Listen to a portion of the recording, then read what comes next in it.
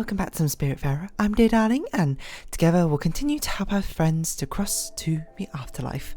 But that's what I say, right? Yeah, together we'll continue helping our friends to cross, our spirit friends to cross to the afterlife. I was like, I'm missing a word in there. What am I doing? That was a good question. I guess we're doing diaries thing. You know what? I do remember vaguely that we did a recipes on the previous episode, and I do also remember that we are trying to do the Looters Literary Review with Buck, but we just haven't, gotten enough of them. But I do remember it's every 2 days, isn't it? Is this one we need to do? I can't remember. No vending machine. So this is the one we need to re-enter Daria's mind. What comes off it, I don't know. But we also need to talk about to the person who runs this hospital stuff, don't we? Because I think we've bought a lot of things on the vending machine. Oh, can I remember your voice? Oh, we're actually on the ship that Daria keeps talking about. After an eternity of drifting, this place took me in. You would not have recognized me. Sunburn cracked, bursting at the seams, and I'm bloated with muddy thoughts of the self and of the other. Useless detritus, brought back from the depths. So, I don't know what to say necessarily about diaries yet, because I feel like it's probably the one which is most spoken about through, non-concrete, I suppose, like sort of facts, even more so than a lot of the other ones, which were sort of like through implications, not implications, but like connotations, right? Like backstory. Oh my god, I cannot do this. No, I can do this. You just got to believe, because backstory is also one which is also done through implying, like you sort of have to figure out for yourself, right, that Buck has already died, and that's kind of like his part of the quest. Sorry, spoilers, I suppose. But Darius, I'm still not sure I completely understand her story. It's sort of like things which are like vaguely hinted at, but not anything concrete yet in my mind. So it's interesting. I think it's intrigued me the most thus far. And that's not even talking about the fact of a very unique way of storytelling. Her story. They bound me here with coarse moorings, and when I roared and thrashed and raved, they only tightened the bonds. Brutish methods, but as I came to understand, efficacious ones. For while they could not see the raging ocean, with its winds and tempests, and its waves that I was forced to breathe in, leaving me hurt and sickly, they seemed to understand that I should not be allowed to sink. This was a trip I would not survive. Right, so, she often refers to, I suppose, herself as the ship or at sea, or, some sort of general imagery of being a passenger at sea and being lost in these own waters, I suppose. Not necessarily of her own creation, but, oh gosh, what on earth? How do we do this? Do we jump upwards? Or we just jump upwards? It's a little bit of a bait there for you. Trying to go to what? Okay, so those ones are not permanent. It's very hard to think and do this platforming at the same time. And then her coming to this hospital is being tied down, but she understands, I suppose, it's not necessarily for her own good, but she understands that sinking, I assume, is her perishing.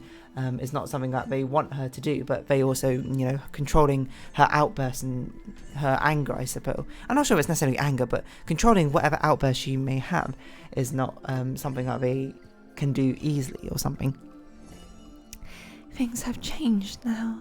The new caretakers are different. Good different or bad different? Nary a sound. They move graciously.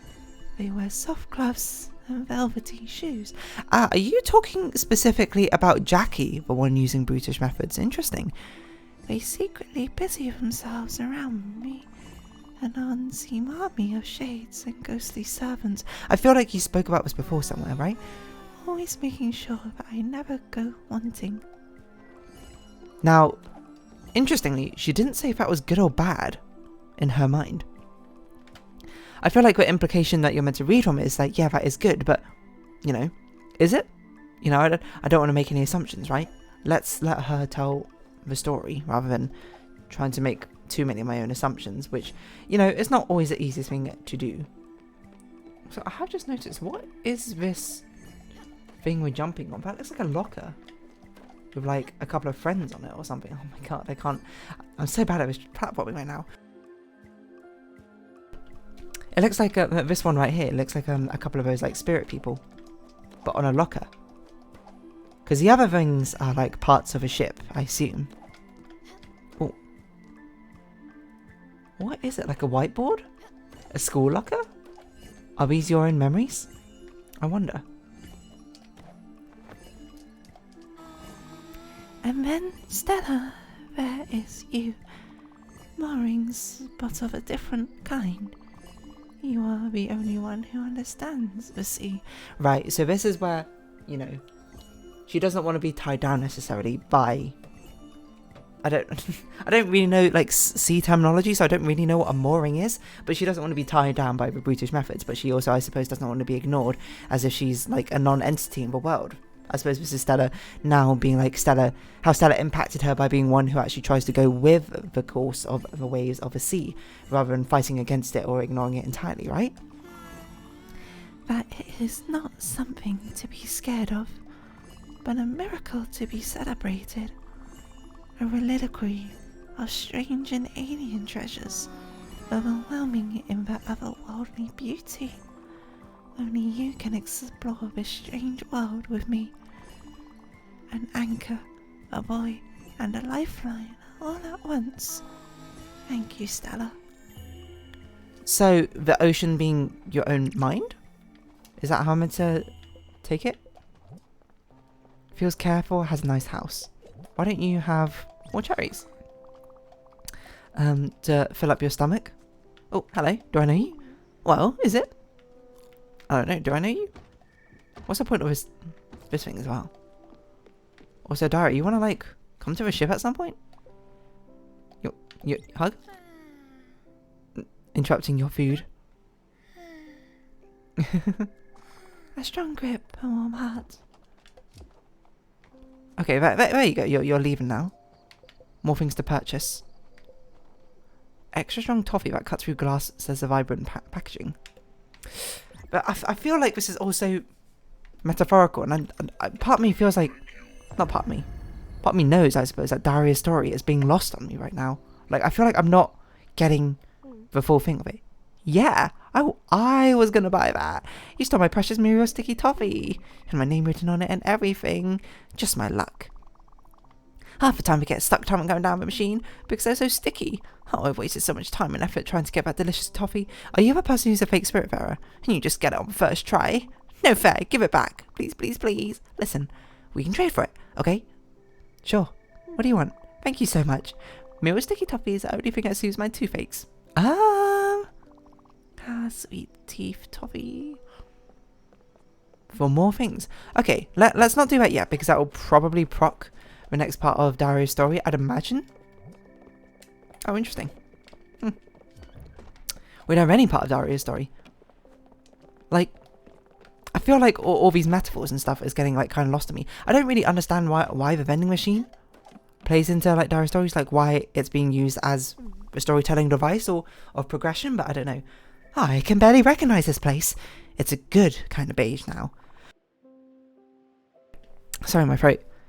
It is still just a hospital. And see, I told you that vending machine was magic or something. I'm happy and all, but it's super creepy. What? An all-powerful snack dispenser capable of changing the laws of physics. You don't think that's creepy? Yeah, I guess I do. You're right. What am I even saying? That's not possible. I probably just need glasses. Yeah, you need glasses. Yeah, that's it. I'm just blind now. Overbrook is just a totally normal hospital and I can't see properly. I wasn't questioning it any longer then. Oh, I won't question it any longer then. Thank you, I suppose. Okay. Interesting. I don't really know what to make of that, but Everdoor is certainly a lot more colourful now. I assume as it reflects more of Daria's own vision and mind, but... I mean, your house still kind of seems kind of the same. I don't know what this bucket is up there. But it doesn't look like we're meant to, in particular, do anything else with Daria's story yet. It doesn't look like there's anything else we can really help out about overbook-wise. So I guess we go back to the ship? And I don't really know what.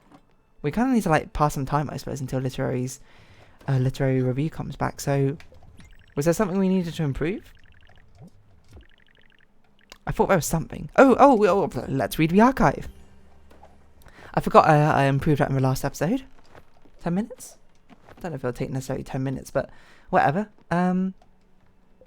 Files. Gwen. Should I do it in their voices? I don't even remember their voices anymore, but, you know, it's a good way to revive the sort of characters again, isn't it? Sorry, needed a sip of water. What was Gwen? Gwen almost lost a finger while living on a farm in Indiana. Her favourite cigarette brand has always been Red Apple. The night her mother died, she ate 5 packets of popcorn to deal with her grief. 5? That's a lot. Also, it's okay. What was Gwen's story?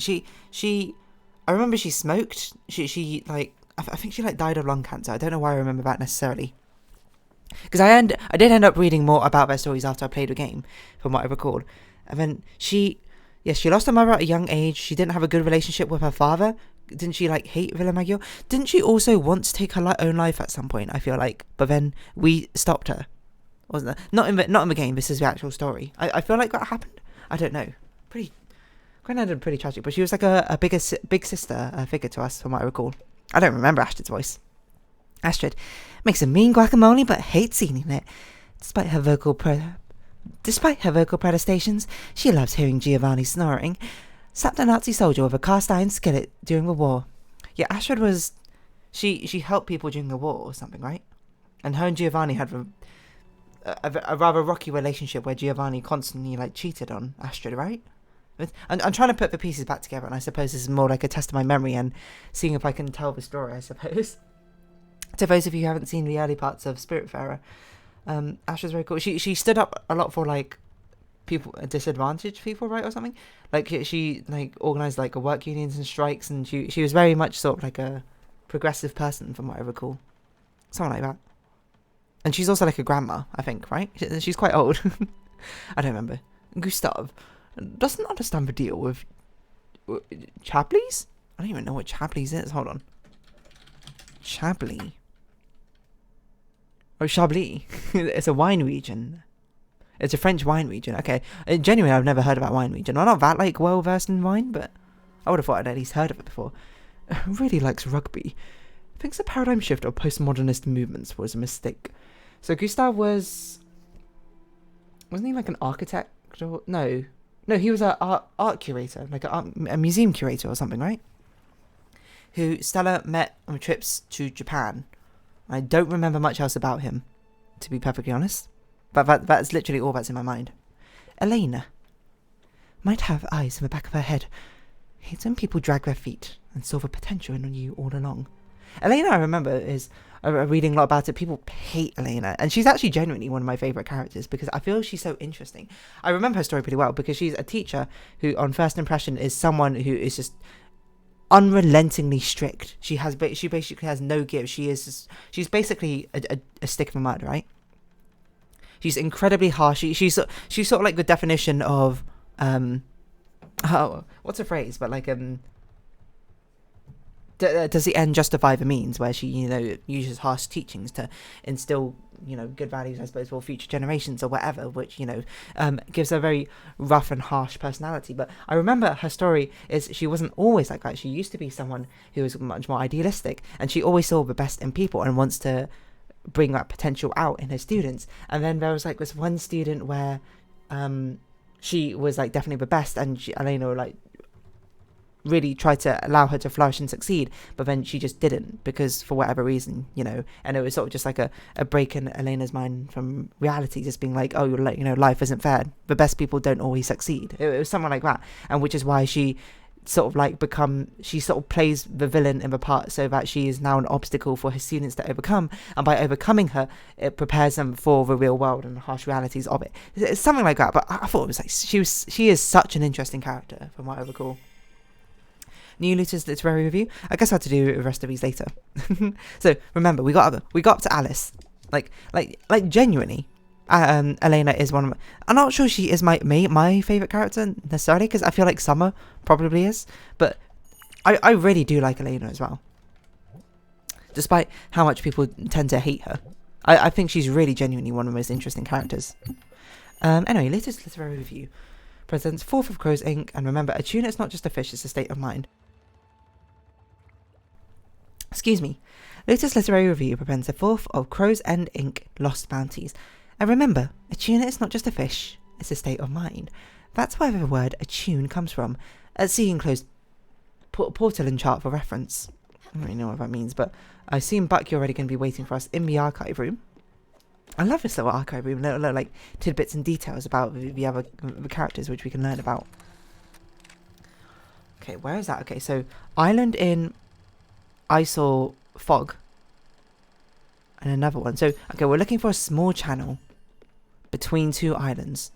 I've locked it in my photographic memory. I don't know photographic memory, but I've locked it in my memory. And now we got to do the hard part of actually finding it.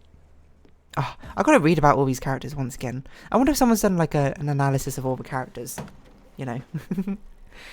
So it's one of the better ways is to understand a character, I suppose, is if someone just understands the information for you. I mean, you can just like piggyback off their knowledge, right? You might say that's kind of taking the fun out of it. I think that's fair. And I'm not going to dispute against you about that's probably, you know, not exactly how the game is meant to be played. You know, you're meant to, I mean, it's a thing of art in general. 50% of it is, of course, whatever the author's intended, and the other 50% is your own interpretation of the characters, and thus, you know, your own belief and understanding of them. Is it this? I'm not convinced by that. Is it this? I have a feeling it must be one of these areas. There's not many areas or like a thin channel here, so I have a feeling it might be here, but this island doesn't look high enough. I'm picturing it in my mind again.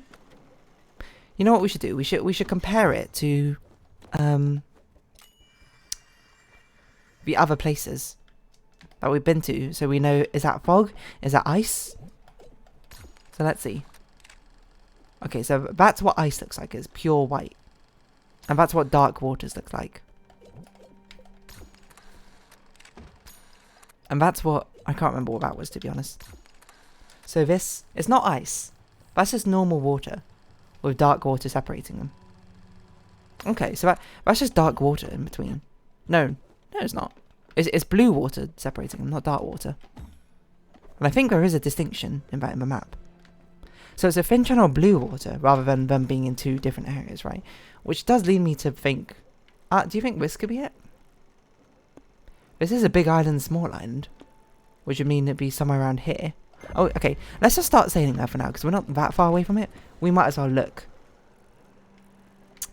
While we have a glance around to try and find other areas. It could be. I don't think it's this, because I don't think it was stormy.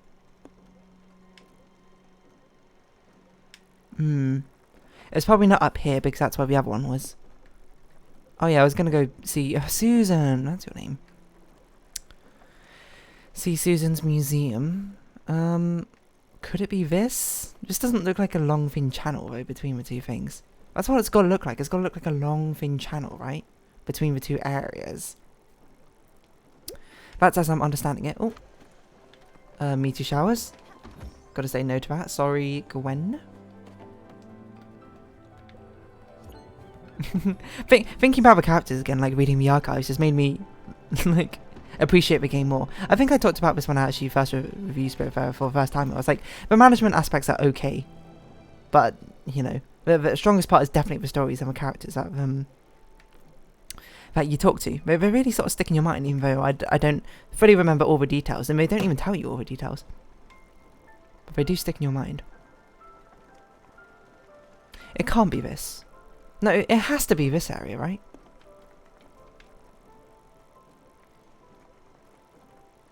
I'm kind of more convinced it's this area than that area, but seeing as we're already like almost here, we might as well continue, I would say. And if it's not in this area, then I don't know. I just feel like these two are a bit too close together, and we would have seen this shape of like the cosmic stuff. Oh, never mind. Apparently I knew this all along. So this is number 4, and we looked it up. There were 6 of them in total.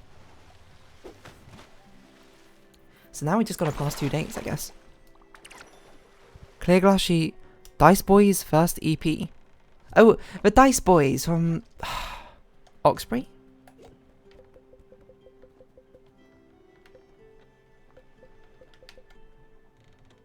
First test presenting Dice Boys first extended play warning scare Sacred Dog. I guess we'll look at this and talk to Buck next time, because that seems like a good place to round this episode of it. So if you have been watching, thank you very much. It's been Spiritfarer, I've been Dear Darling. Likes, comments, subscription, shares, greatly appreciated. Twitter, Discord down below. Hope to see each other again, but for now, it's our farewell. So until next time, bye bye for now. Because my last one was green this entire time. It might have been. My bad.